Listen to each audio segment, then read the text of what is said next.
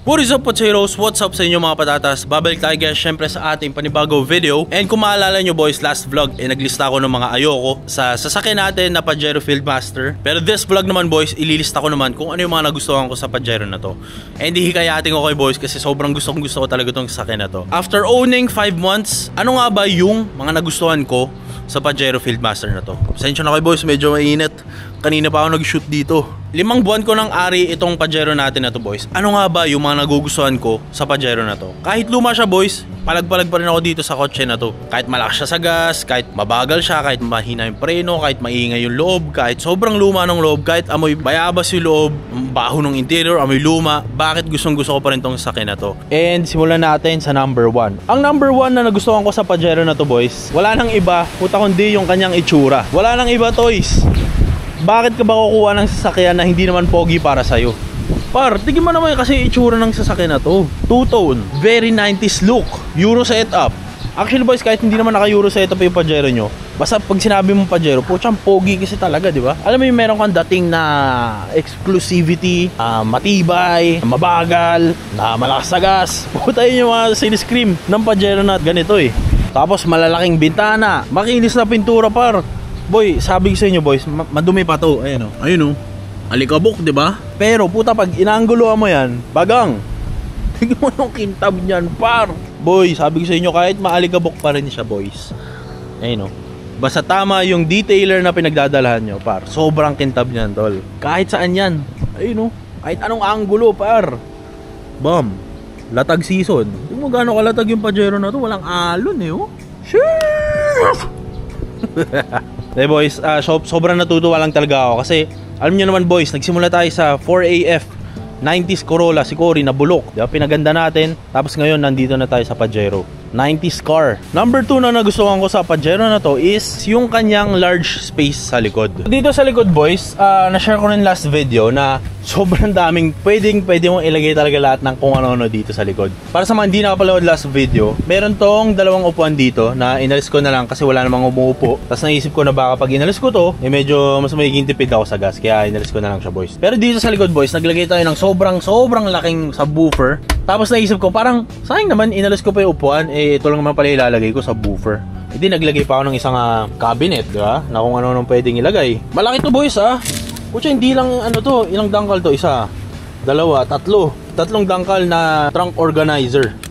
Usually sa ganito, isang ganito lang kasya sa Jazz, no? Pero dito po siya, bili mo na lahat ng nasa tindahan, sobrang luwag pa din. Tapos meron dito akong mga visors, naglagay na ako ng dalawa para sa Jazz ilalagay yung isa. Meron pang triangle dito kapag nasiraan ka, ayan, naglagay na ako dyan. Naglagay din ako ng toolbox, naglagay ako ng bag na hindi ko naman binababa, hindi ko alam ba't ako may bag dito. Naglagay ako ng isa pang trunk organizer, and boys, may mga tools din dito, mga pabango, wax. Tapos may upuan pa dito, tapos may isa pang toolbox par.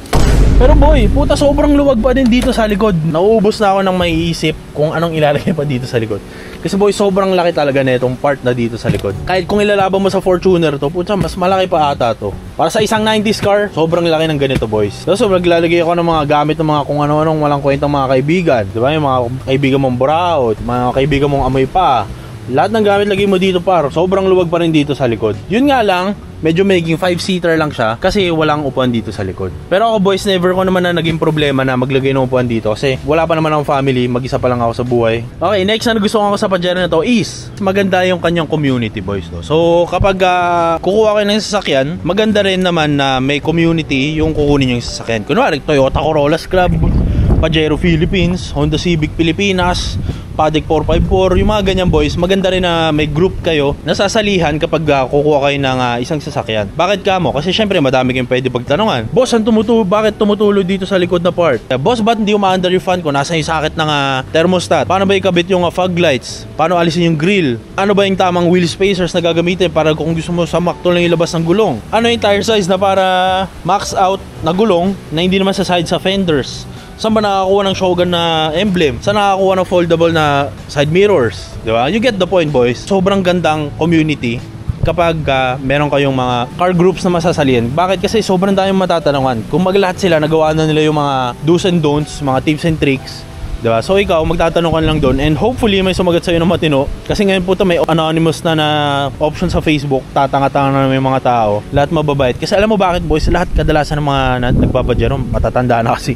Diba? So lahat sila magalang, lahat sila helpful. So buti na lang talaga boys, yung Pajero may ganon. Okay, next na gusto ko sa Pajero na to is daming setup na pwedeng gawin para sa Pajero. So may JDM setup, may Euro setup. Etong setup ko boys is naka Euro setup siya. Kung makikita nyo, Euro plate, Euro grill, naka Shogun na badge, naka blackout trims, blackout door handles, blackout side mirrors. Basically yung buong sasakyan na to boys is naka Euro setup. Though ang need ko na lang palitan dito, if ever man na gusto ko talagang ipurista, is yung kanyang mags. So hindi ko alam kung tama ba yung rally art, pero kasi ang alam ko ang rally art na ganitong webs para sa JDM setup, no. So ako boys, hindi ko na masyadong inaalam yung mga ganitong setup na ganyan dahil nga sasakit lang ulo ko, no. Hindi naman ako purista, gusto ko lang naman na nagagamit ko yung sasakyan ko. So ayoko nang alamin yung tama at mali, no, kasi gagastos na naman.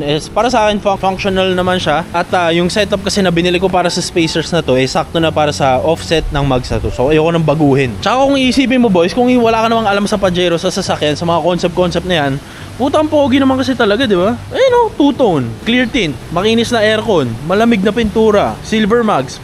Kurang pa ba yan? Next na gusto ko sa Pajero na to is nakatayo lahat ng salamin niya boys, no? So kapag pumasok kayo dito sa Pajero, mapapansin mo na yung mga salamin nito, kahit sa labas hindi siya slanted na ganyan. Kahit yung harapan boys, ayun, hindi siya super slanted na ganon tulad ng mga FD, ng mga Jazz. So ano nga ba kinagandahan kapag tayong-tayo yung mga salamin? Syempre boys, yung glare na tinatawag. Kapag nagda-drive kayo, hindi mo napapansin yung mga dashboard. Minsan yung reflection ng dashboard. Ay, nakita mo yung reflection na yan, boy? Ayun na, di ba? May reflection, di ba?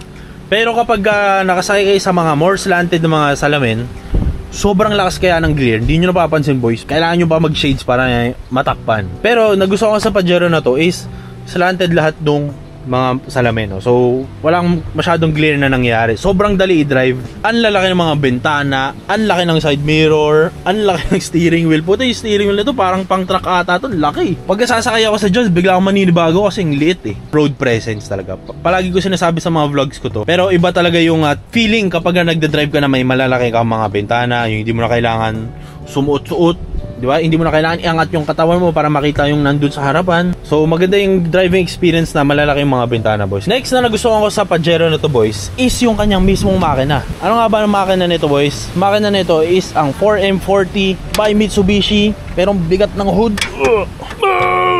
So ito yung kanyang engine boys, 4M40 na diesel engine, 2.8 liter ang kanyang kargado. Ano nga ba maganda sa ganitong makina? Sobrang daming kayang gumawa ng ganitong sasakyan. Diba? Kahit matiri ka sa, let's say, tumiri ka sa Baguio. Putsang daming ganito sa Baguio. Tumiri ka sa Cavite. Lahat ng tao o karamihan, parang ito yung 4AF engine para sa akin Ito yung 4AF engine pagdating sa diesel. Itong 4M40 kasi sobrang daming kayang gumawa ng ganito. Pero kahit sa sobrang daming kayang gumawa, dali mo pa rin sa specialist ng Pajero. Kung hindi ka naman nagmamadali, doon mo pa rin dalhin sa trusted. Doon papasok yung community boys Tanong ko sa community mo, boss, saan nagsispecialize ng turbo, saan nagsispecialize ng leaks. Yun talaga ang kinagandahan kapag yung community mo aswan. Diba? Pucha, aswan no? Pero totoo boys, ang dali kasi talaga magbuo ngayon kumpara dati na hindi pa masyado uso yung Facebook. Bulletproof engine, ito yung tinatawag nilang 4M40. Kapag ganito yung sasakay mo, alam mo yung kahit saan kaya mong dalhin kasi tiwala ka na hindi masisira. Reliable yung kotse, tiwala ka na durable yung sasakyan, kaya kang dalhin kahit saan, sa lubak, sa baha, putya kahit saan dalhin mo, sa ere.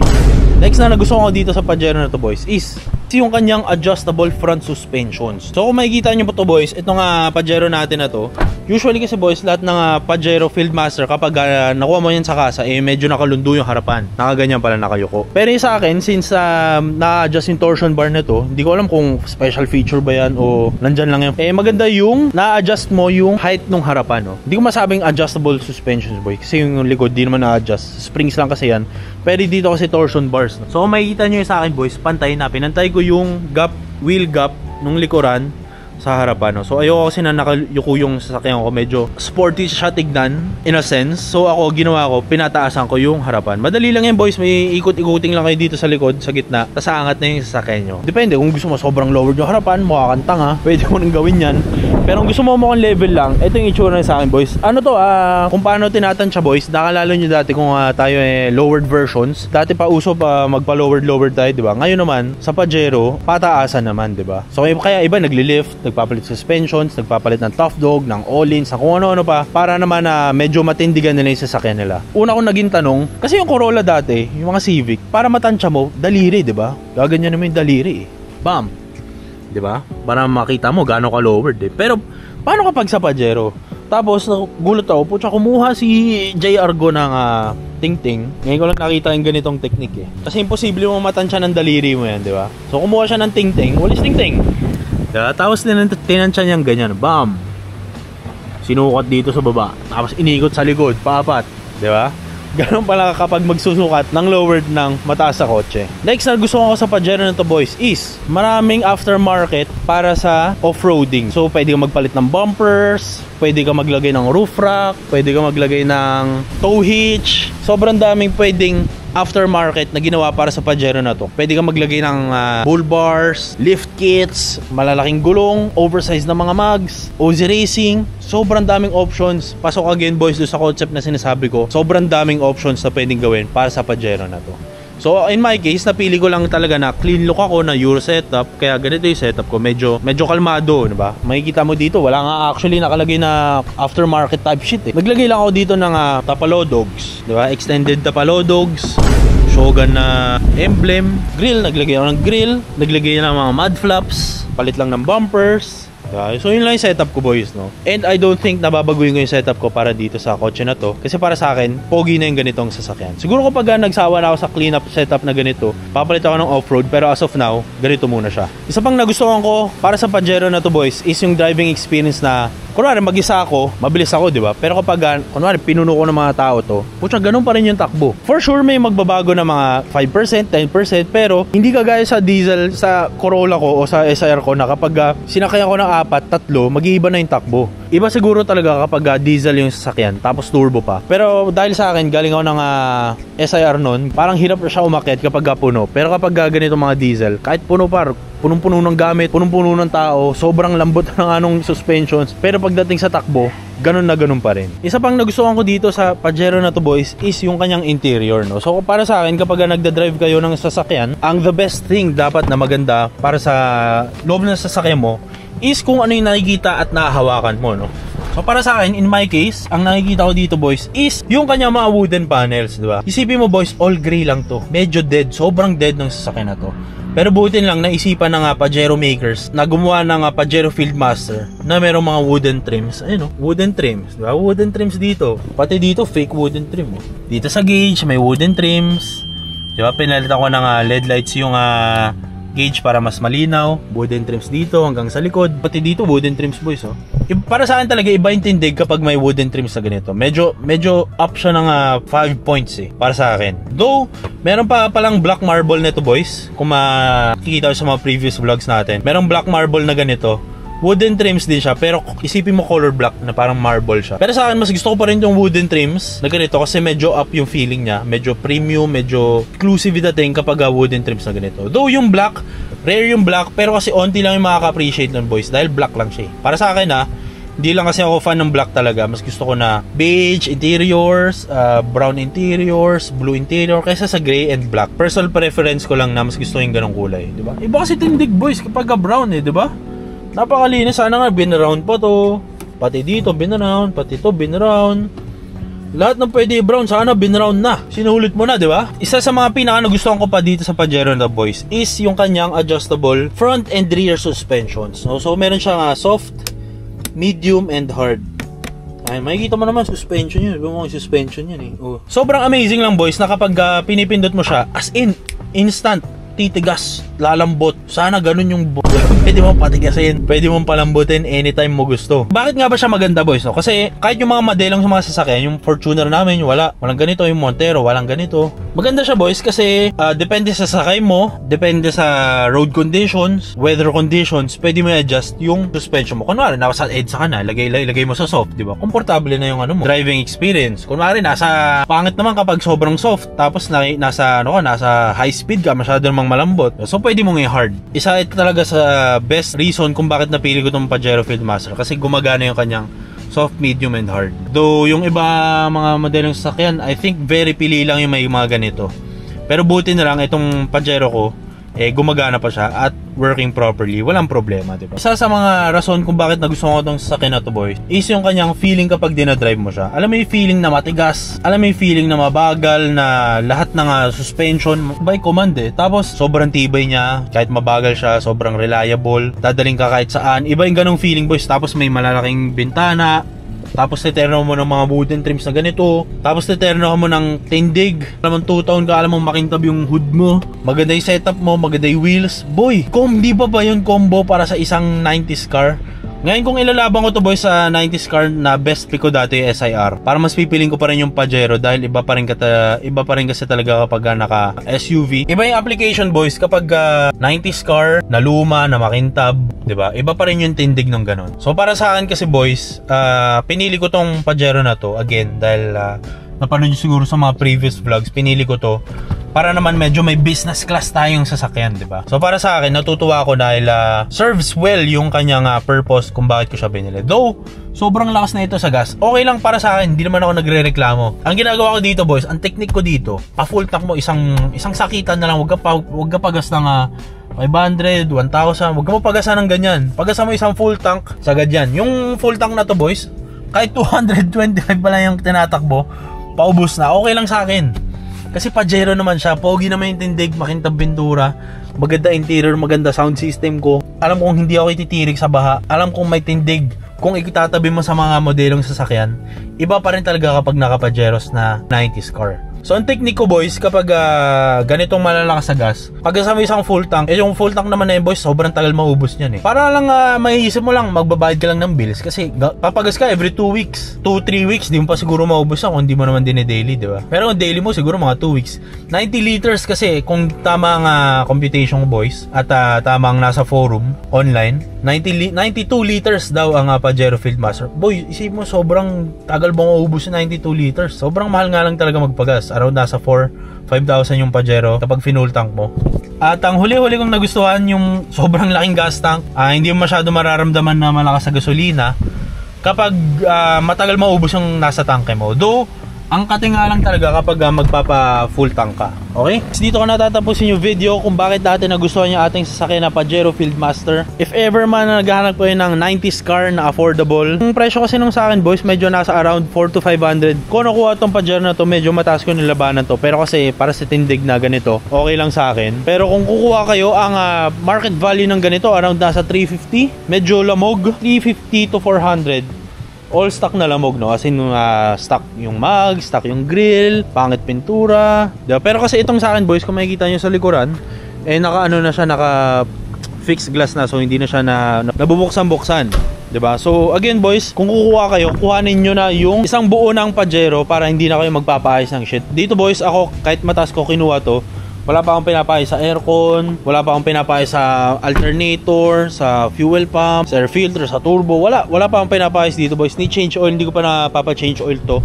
Kasi nakuha ko to ng 177,000 kilometers. Ang next ko na change oil is sa 180 pa. So ngayon nasa 179 pa lang. 900, meron pa akong mga 800 kilometers left before siya i-change oil. Kung naghahanap kayo ng 90s car na sobrang reliable at kaya andalin kahit saan, subukan nyo mag-Pajero, boys. Sobrang daming vlog sa Pajero. Sobrang gusto ko talaga to. Kahit bata pa ako, pagka nakakita ko ng ganito, isipin ko, matagod, mayaman So dito ako natatapusin, boys. Quick vlog lang para sa mga Pajero boys natin. Kung naghahanap kayo ngayon 2025, kuhanin nyo yung mga 400 pataas, 1,000 pesos. Para wala na kayo masyadong isipin, wala na kayo masyadong ipapaayos. So, ayun sana na-enjoy yung vlog natin na to. Comment down below ano pa yung mga gustong gawin sa Pajero vlogs natin. Dito ko natatapusin yung video. Let's go!